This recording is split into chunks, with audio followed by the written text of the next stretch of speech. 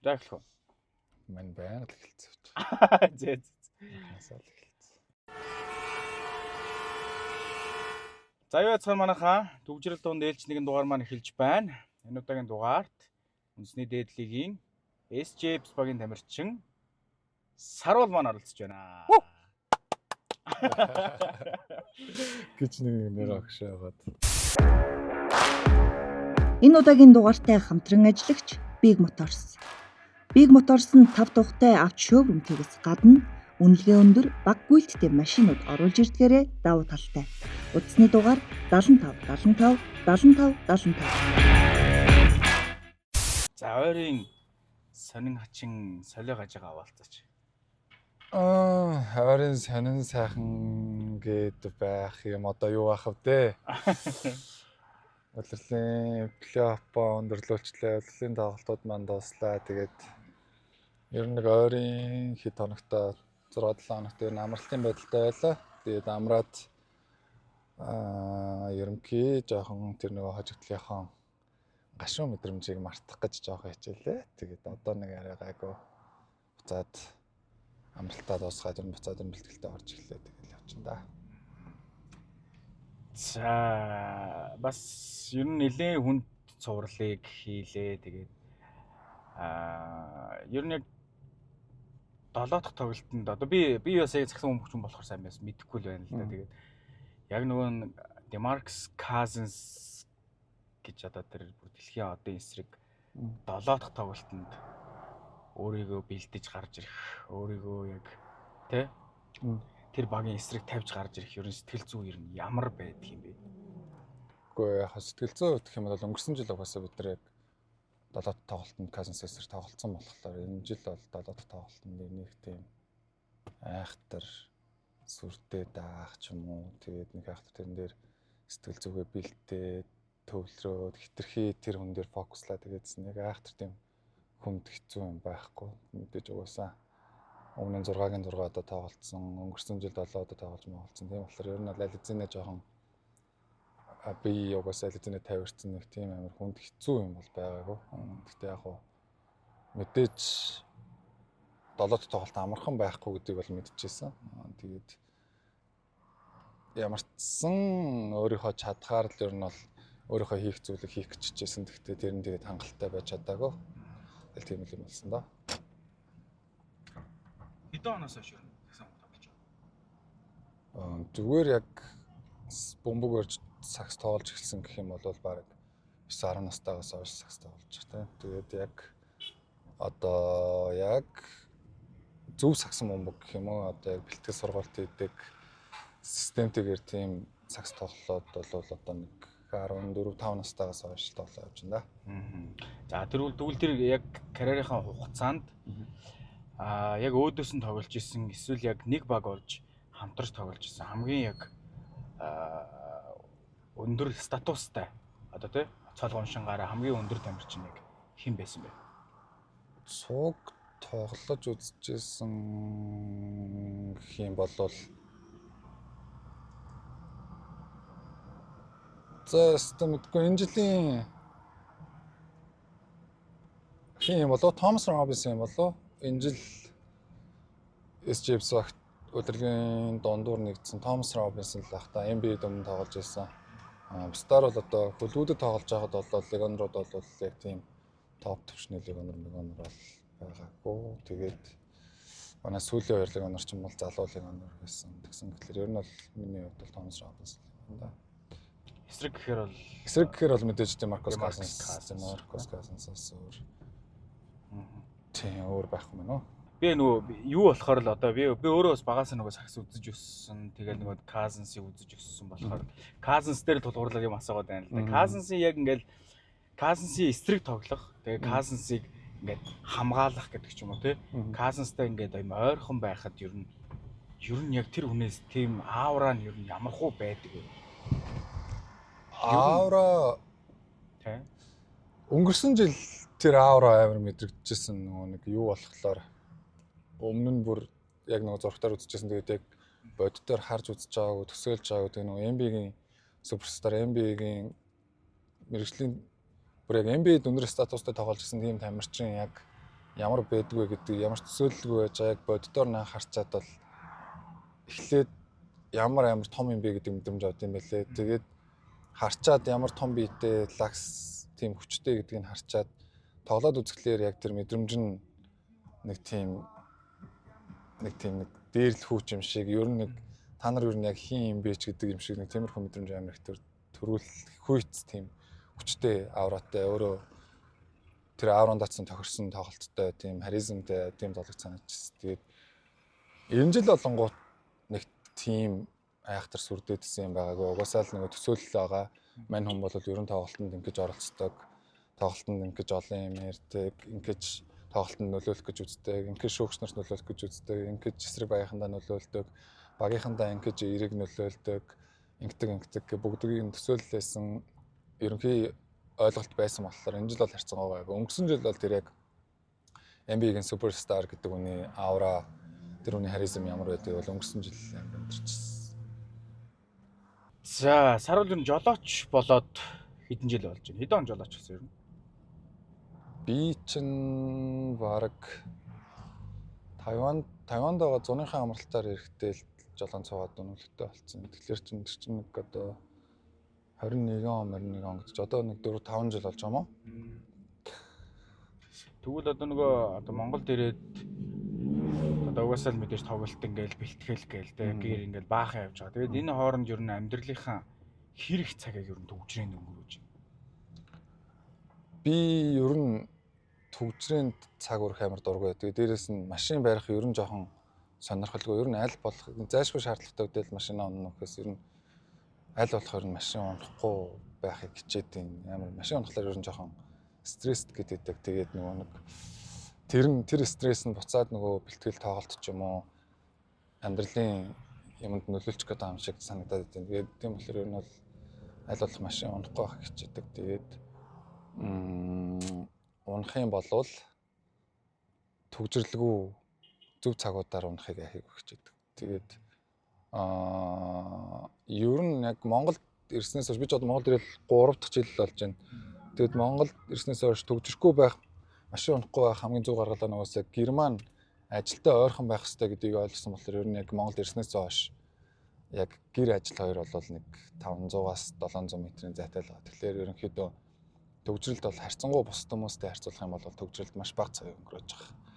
Ер нь яг улирал эхэлсэн тоглолттой тиймэрхүү үед бол ер нь нэг машин унахгүй ер нь гэр заал 2500-аас 700 м зайтай болохоор ерөнхий алхах нь өнгөрсөн 2 жил бол ер нь дандаа алхдаг байсан. Тэгээ энэ жилээс болонгот манай бэлтгэлийн зал арай өөр газар болоод нэг 30-40 минут л машин ундаг ажилтаа болсон. Түүнээс ер нь бол яг ерөнхий төгжрөлд өнгөрүүлж байгаа дундаж цаг хугацаа бол харьцангуй гайгүй шүү. За, Сарвалыг ер нь хүмүүс сагсан бөмбөгч, угаасаа сагсан бөмбөг тоглодог гэсэн бөмбөгч SJBs багийн тамирчин гэдгээр нь бас хүмүүс яг дийлэхээр мэдэх баг. Тэгээд ер нь хүмүүсийн дунд байдаг чиний талаар юм буруу тушаа ойлголтууд гэдэг ч юм уу эсвэл яг чиний талаар төдийлөн мэддгүү зүйлүүд яг юу бэ? Чамайг зөвхөн сагсан бөмбөгийн талбай дээр гараад тоглодог тамирчин гэдгээс яг бусдаар хүмүүсийн бас төдийлөн мэддгүү эсвэл буруу тушаа ойлголт. За төдийлөн мэддгүү нь бол Тайванд яг их сургууль төгсөжсэн гэдгийг бол нэх олон Тайванд сакс тоглодог байсан гэдгийг мэддэг болохоос яг зүгээр боловсрал эзэмсэн гэдгийг нэг сайн мэддэггүй байх. Тэгээд буруу тушаа мэдээлэл гэх юм бол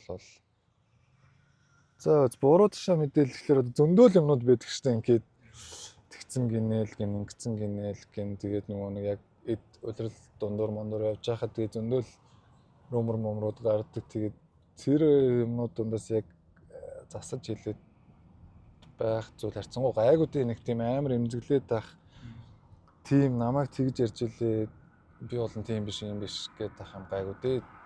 Ямар харьцангуй гайгүй шүү.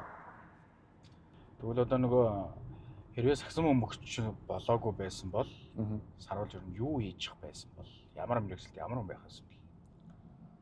Сагсчин байгаагүй байсан бол ер нь нэг офис ажилтнал болох байсан баг та. Одоо яг нэг мэргэжлийнхаа дагуу бизнес менежмент ч юм уу маркетингийн менежер чиглэлээр яг зүгээр яг төгссөн сургуулийнхаа мэргэжлэр л яг офис ажил хийгээл явж байгаа зүгээр офис ажилд нь л болгосон баг та. Аа. Саруулыг яг ямар мэргэжилтэй? Маркетинг менежер. Аа. Тий, маркетинг менежер. Тэр яг Тайванд. Тий, Тайванд. За, ер нь бага насаа хаана өнгөрөв? Тэгээ бага насандаа ер нь хэр сахилахгүй хөлт байв? Бага нас бол яг өвөө эмээ дээрээ Дундгуй аймагт өсөж төрсөн.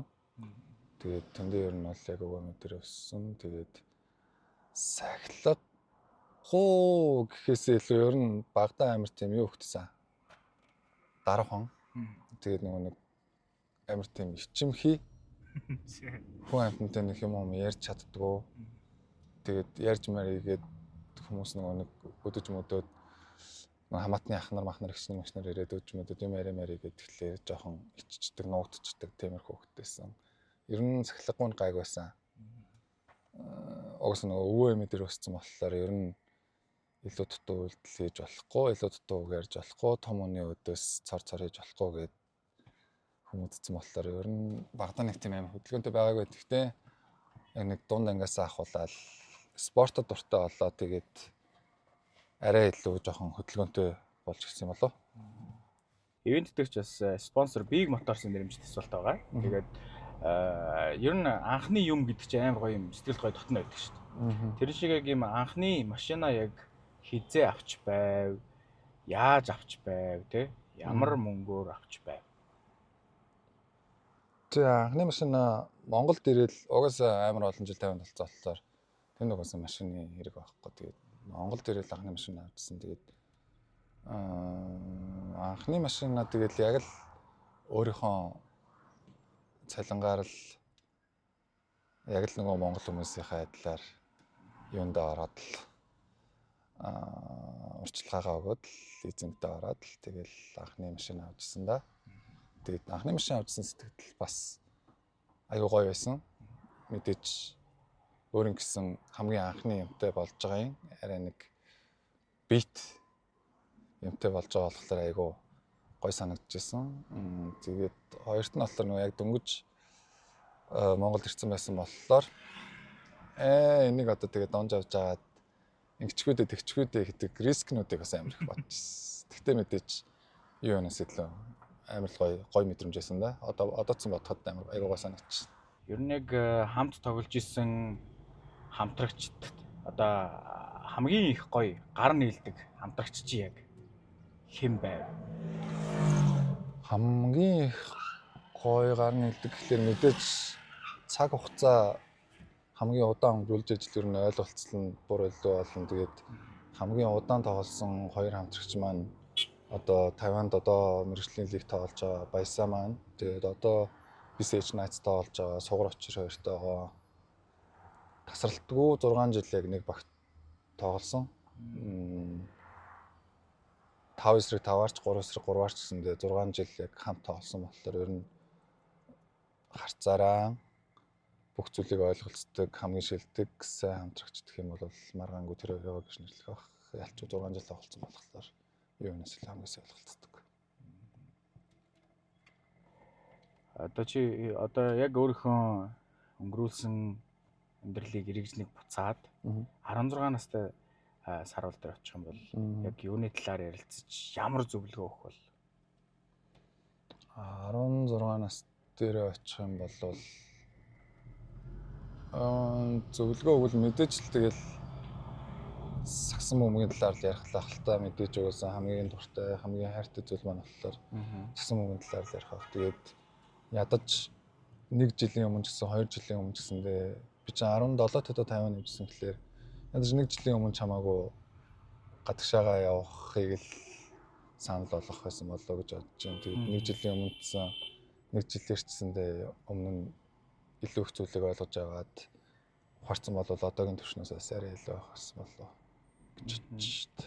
одоо сагсан бөмбөг одоогоос нөгөө сагсан бөмбөг тоглоод ингээд тэнгуүч амьдрал одоо ингээд угаасаа аяандаа л ингээд бас энэ чи арга гэрт зориулах бас юунаа жоохон хаягддаг шүү дээ. Одоо гэр бүлдээ зориулах те.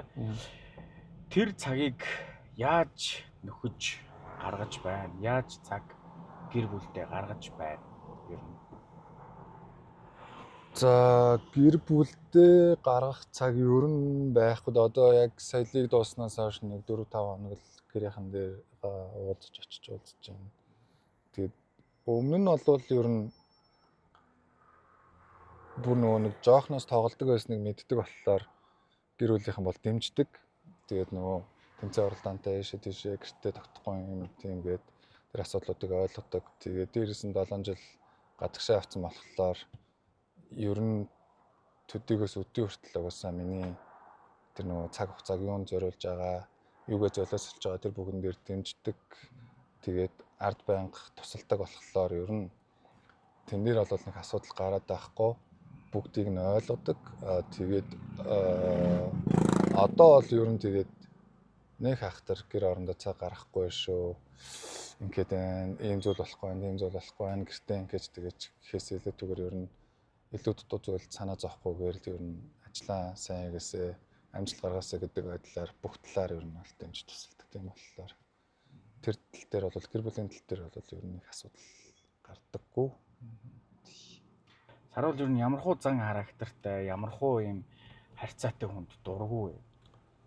Дургу хамгийн хов хүндэл дээр дургу хүн, зан харилцааны дургу хүн гэх юм бол хүнийг ялгаж харьцдаг хүндэл жоохон дургу ер нь. Яг арай өөрөөсөө доор хүмүүстэй болохоор дээрлэхүү харьцдаг. Тэгээд өөрөөсөө дээр албан тушаалтай хүмүүс болохоор жоохон ингэж долоож ялдган харьцдаг тиймэрхүү хүмүүст бол бүр яг жоохон Монголоос дургу. Тэгээд тиймэрхүү хүмүүс нөгөө өөрийгөө мэддэхгүй байх гэж бодоод идэг. Ингээд өөрийгөө мэддэхгүй л яваад байгаа гэж боддог. Тэнгүүд гаднаас нь харангуут угаасаа тийм хүмүүс амар тодорхой байдаг. Ажиглахт л яг хүнтэй яаж харьцаж байна, яаж ялгуулж байна, ямар хүнтэй яаж харьцаж байгааг бүгд харагддаг. Тийм болохоор ер нь бол тийм хүнд жоохон дургу. Бусдаар бол ямар ч зүйл өчнөөл хувийн зан аршинтай хүмүүс байгаа. Тэр бүгдэн дээр бол харилцсан байгаа. Big Motors-ын төрөл бүрийн автомашинуудыг худалдаалдагаас гадна банк бус санхүүгийн үйлчилгээг түргэн шуурхай газар дээр нь шийдэж өгдөг. Мөн машин авсан хүмүүст урамшуулалтай. Ингэхдээ Улаанбаатар хотын улсын дугаар, өвлийн шин дугуй, шалавч, банк дүүрэн, бензин, мэдээж нөтийн буцаан олголттой. Та ердөө утасны дугаараа үлдээгээд зээлээ судлуулах боломжтой. За ер нь сүүлийн үед дийлэнх сонсож байгаа 3 дуугаа нэрлэеч.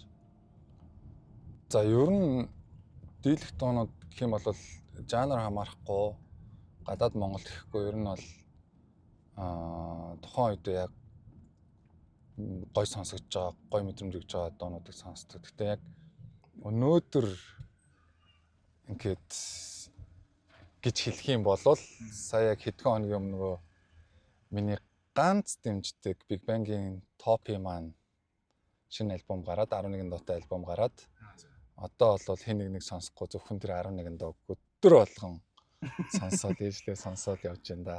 Тэгэхээр ер нь бол одоо эхний 3 гэлтгүй эхний 11-т ерөөс ямар ч зай байхгүй хичгцэлдээд 11 бол яг ингээд Top-ийн 11 дуу дараалал авчихна.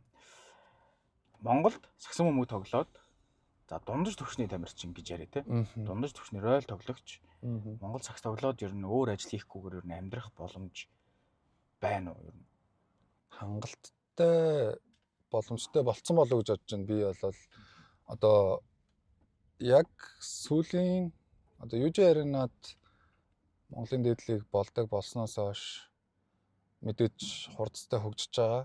Тамирчдын цалиус, тэгээд тэмцээний зохион байгуулалт, тэгээд нийт хандалт гэдэг ер нь хангалттай хурцтай хөгжиж байгаа. Тэгээд одоо яг сүүлийн 2 жилийн хугацаанд гэх юм бол Монголын саксон бөмбөгийн дээдлийн нэг дундад цалинтай тоглогч нар бол хангалттай өөр ажил хийхгүйгээр амьдраад явчих боломжтой болсон болов уу гэж бодож байна. Тэр нь ч гэсэндээ одоо ер нь яг лигт давхар ажил хийж байгаа тамирчид бол ер нь аягүй цөөхөн штэ. За мэдээж ах нарын үеийн 2 3 ах нар яалтчгүй нөгөө маш олон жил тэр байгууллагад ажиллаа явсан болохоор давхар хийгээ явдаг. Болохоос биш ер нь бидний үеийн залуу тоглогч нар бол давхар ажил хийж байгаа тийм тамирчин бол ер нь бараг байхгүй хаа гэж бодож байна. Тэгээд хэрвээ давхар ажил хийгээ тэгээ явах юм бол одоогийн өндөр хөгжиж байгаа саксны дээдлэгт ер нь бараг тоглогдож хэцүү болсон. Тийм болохоор ер нь бол миний бодлоор бол давхар ажил хийхгүйгээр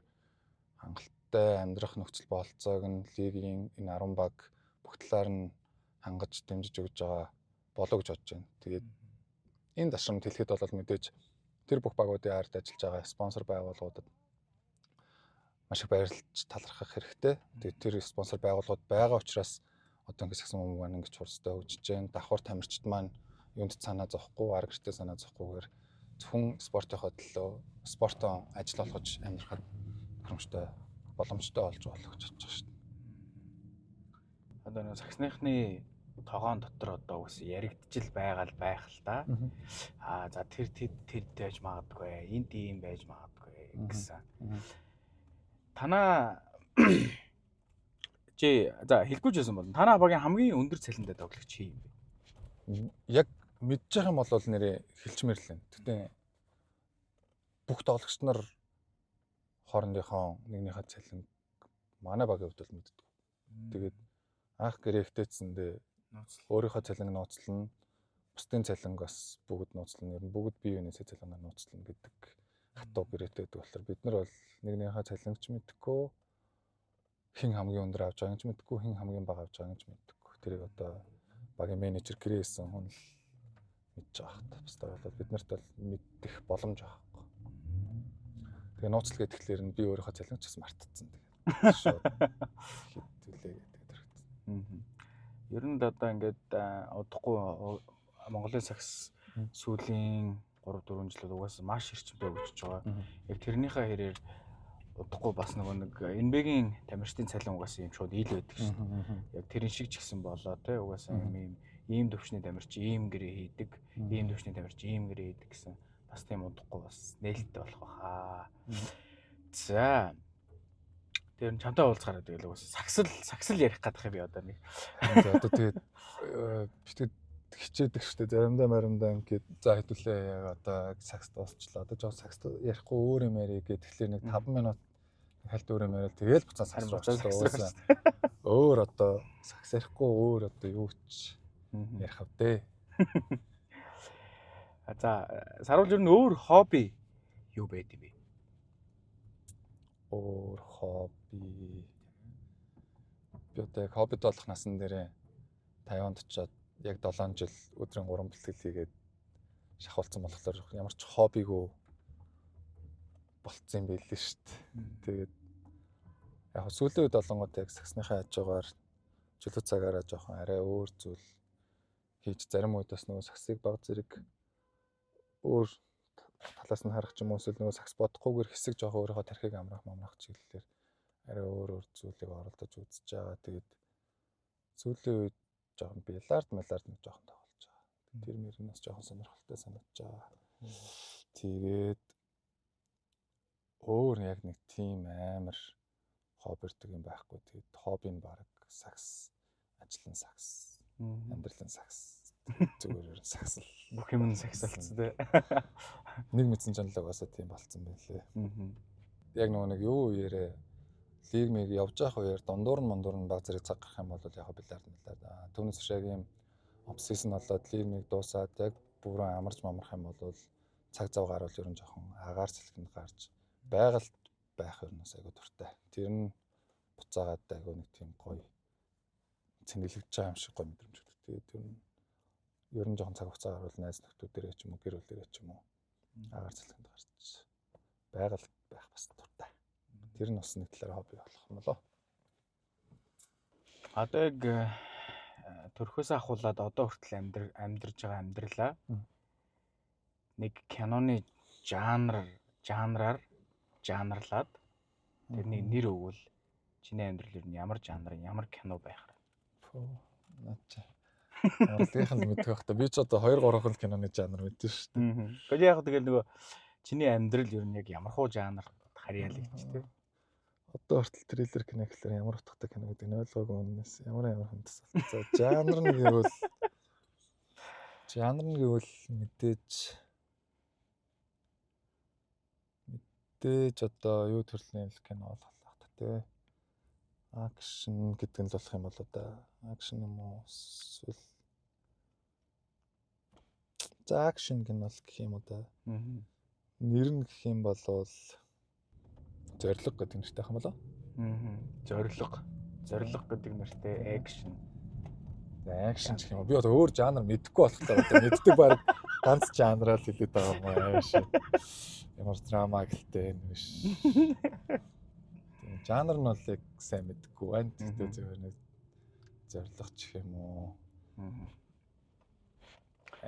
Голч юм уу тийм бол болох юм болоо. Зориг гэснээс ер нь одоо тамирчин болгонд бас яг нөгөө би та хэд л одоо ялангуяа нөгөө сагсчин хүмүүс NBA ер нь ингээд үздэг байсан байх тийм Монголын сагс гэсэн үзнэ. Тэнгүүд яг хамт тоглож үзхийг хүсдэг тамирчин хэн байдаг вэ? Одоо яг удахгүй карьераа одоо үргэлжлүүлэх замдаа тий Монголоос уу? Олон улсаас гэж чи тий. Одоо олон улсаас NBA-гээс гэх юм бол за яг мэдээж NBA гэх юм бол зүгээр яг зүгээр хүсдэг мөрөөддөг байсан гэх юм бол мэдээж Kobe Bryant өөрөө угсаа амар дэмждэг дуртайсан болохоор мэдээж Kobe Bryant. Одоо үеэс хамт тоглохыг хүснэ гэх юм бол сая зодог тайлцсан болохоос Chris Paul-тай тоглож үзхийг хүсэх байх. Тэгээд юу гэх юм бол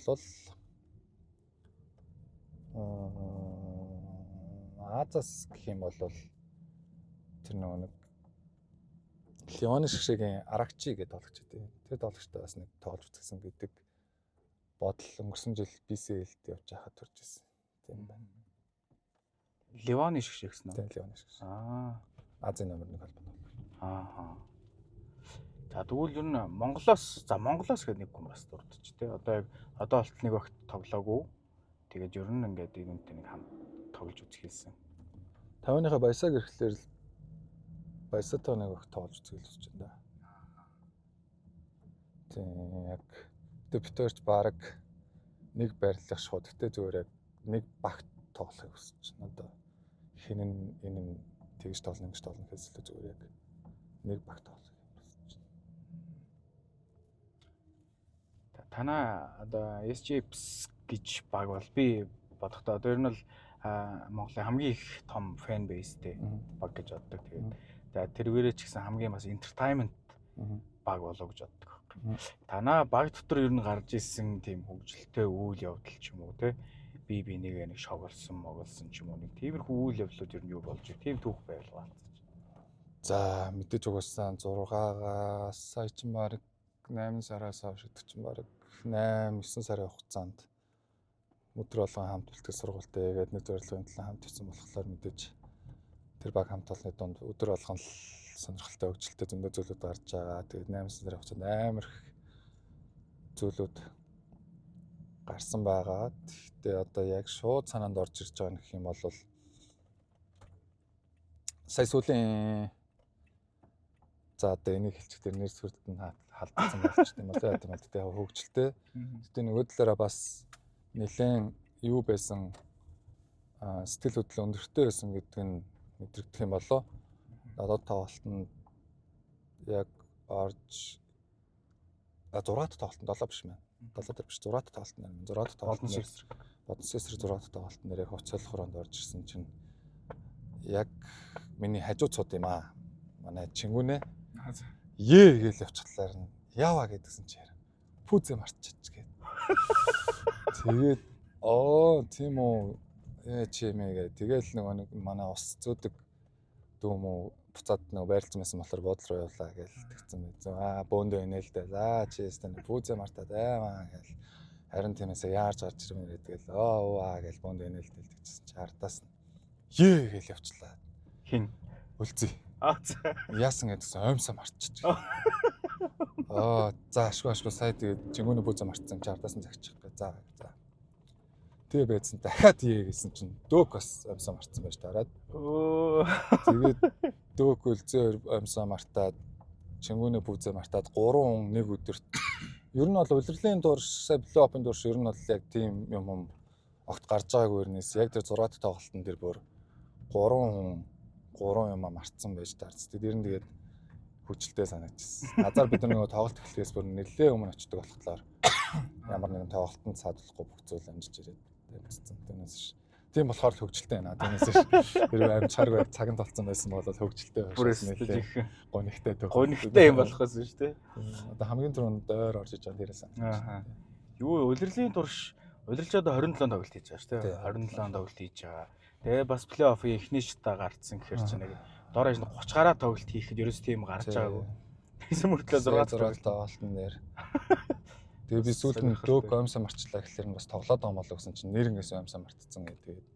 Үлзий дөг хоёрыг өмсө зэгчсэн. Аа. За би бас яг чамааг яг оролцуулна гэхээр нэг юу асуулт бэлдсэн. Тэгээд хамгийн ингээд SJPS багийн нэг хамгийн нэг тодруулах зорилготой нэг юм асуулт бэлдсэн. Тэр нь болохоор 5 хамгийн байгаа. Чи тэгээд тэрэнд яг тохирох хүнийг хэлнэ. За эхнийх нь болохоор SJPS багийн хамгийн хоцордог тоглогч юм бэ?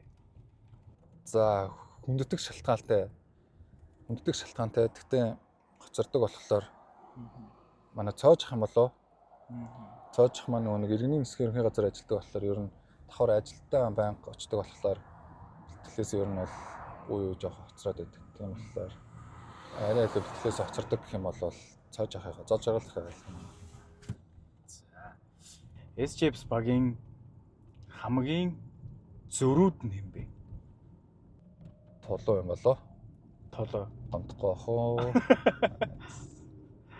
За SJPS багийн хамгийн инээд муутай нь юм бэ? Зөрүүд дээр нөөрөн хэлэхээс юм байна. Жинхэнэ инээд муутай толоо. Ааха. Хамгийн инээд муутай толоо.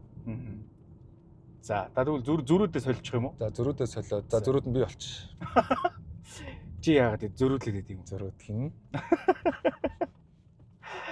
За дараагийнх нь SJPS багийн хамгийн их иддэг нь юм бэ? Гана. Хамгийн их иддэг нь гана. Ааха. Хоёрт чингүнэ. Пүү би тэгтээ ганаг тэгж их идэж ийн тэгэхээр ерөөсөө надад буухгүй байх. Сая битэд яг нэг цог байрлаад өдөр болгон цог хоол идэж байгаа болохоор ер нь бол хамгийн сайн иддэг бол бүгднүүдээр хараад гэрчилсэн. Гана байгаа, хоёр чингүнэ байгаа. Ойлгомжтой болсон. Гуравт маргад байгаа. Тэ, энэ гурав топ гуравт байгаа. Маргад гэдэг манай рүүки тоглогч тэ. За хамгийн сүүлийнх нь болохоор SJPS багийн ер нь хамгийн юм бэ? За мууш авах юм болоо. Муу сайн бүх зүйл дээр хамгийн ингээд. Мууш авах хамгийн.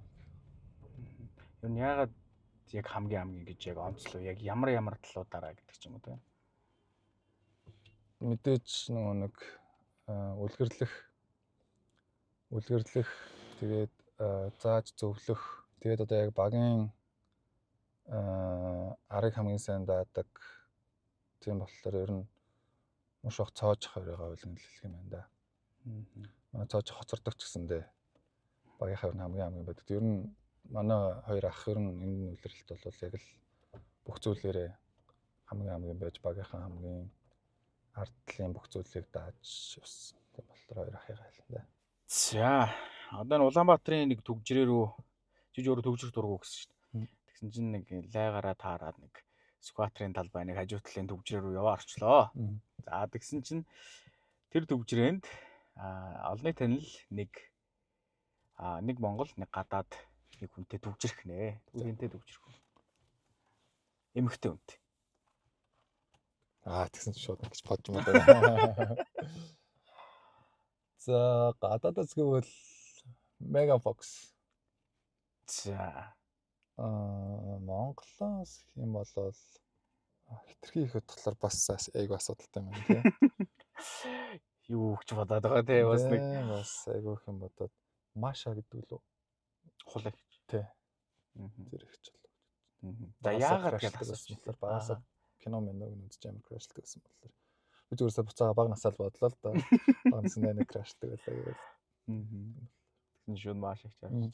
Ер нь маш их бас бидний үеийнхний ер нь л бүгдийнх нь крашлсан баг тий.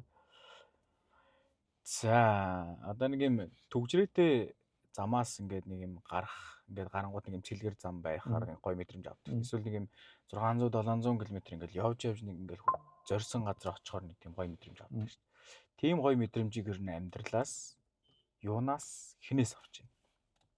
Гэр бүлтэйгээ төдийлөн хугацаа өнгөрүүлж чаддаг болохоор одоо түрүү хэлсэнтэй өвөө эмээ өссөн болохоор гэр бүл өвөө эмээ дээрээ ер нь айгүй баг очдог, баг хамт байдаг болохоор ер нь яг тийм нэг сэтгэл тайван болгож гоё мэдрэмж өгдөг юм бол мэдээж эмээ өвөө хоёр дээрээ очиод өнсөлөхлөөр тийм мэдрэмж авдаг. Тэр нь одоо хоцсон ч бай, хожигдсон ч бай, баяртай, гонигтай ямар ч үед байсан ер нь бүх зүйлд сэтгэл санааг яг нэг тайван болгож гоё болгож өгдөг.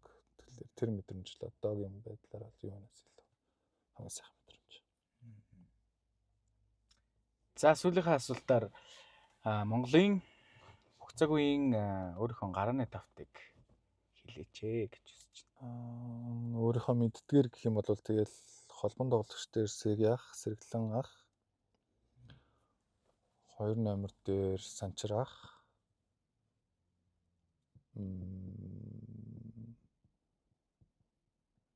тэгээд 4 номер дээр болохоор Том ах, 5 номер дээр нь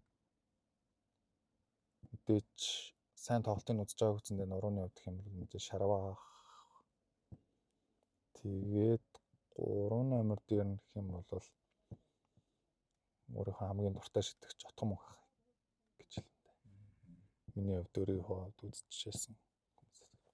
Хасын үлгүүд баг тоглолдог байсан тийм. Тий. Хасын үлгүүд. За нэг сэлгийг авч тэ нэг сэлгээтэй 6 дахь тоглогч та. Мөнх төвш ах. Мууш ах. Уран дулааны цаг ирж урамшуулалт худалдааг зөвхөн Big Motors-оос. Салбар 1.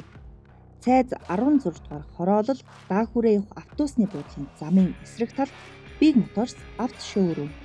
Салбар 2. Цөмгөн хайрхан дүүргийн 32 дугаар хороо 22 авто худалдааны чанга. Утас 75 75 75 75. За баярлалаа. Тэгээд найздаа гоё дүгжрээд сайхан яриа өрнүүлээ. Ойрт сакс яриаггүй гоё хилээ бүр хилээс тахаа урах газар сакс ярьлаа. Тэгээд гоё байлаа. Тэгээд найздаа баярлалаа. За урьж оролцуулж ажил бүтээхэд хамт явж хоб базж өгсөн найздаа бас. За Ажил баярлалаа. бүтээнгээ хоб базцгаая гэдэг. Ер нь гэхдээ ингээд төгжрээнд ингээд яриад явах хэр байна. Сонирхолтой байна одоо манай нэвтрүүлгийн концепц. Гэхдээ мэдээж сонирхолтой шүү дээ. Дээрээс нь одоо яг чийч мэдчаа би ч мэдчаа бид нэг төгжрөхлөөр ер нь жоохон ингээд уйтгартай байдаг шүү дээ. Цаг ингээд өнгөрч өгөхгүй, ингээд зам явж өгөхгүй, ингээд тахлаар хэцүү. Тэрний хооронд бидэд өнөөдөр хуйлаа гэхэд одоо хамгийн сүүлд баг он гарахаас өмнө уулзсан. Тэгэхээр ч он гарснаас хойш өчнөөсөр уулзаагүй байжгаад төгжрэгнгээ ажлаа амжуулангаа давхар хоорондоо уулзалтай яжээд сонь сайхнаа яриад ингээд хоб базж гин гэдэг чинь бол айгу одоо юу гэрэмдэ аль аль win-win концепц юм болоо тий. Би ажлаа амжуулсан, чи нэвтрүүлгийг ажиллаа, хоёлаа уулзаад ярилцлаа тий. Ярилцлаа гэж. За баярлалаа. Тэгээд энэ удаагийн дугаар Desjebs багийн дамирчин Саруул найз маань оролцлоо. Тэгээд хамтран ажилласан Big Motors байлаа. Баярлалаа. Баяртай цаа.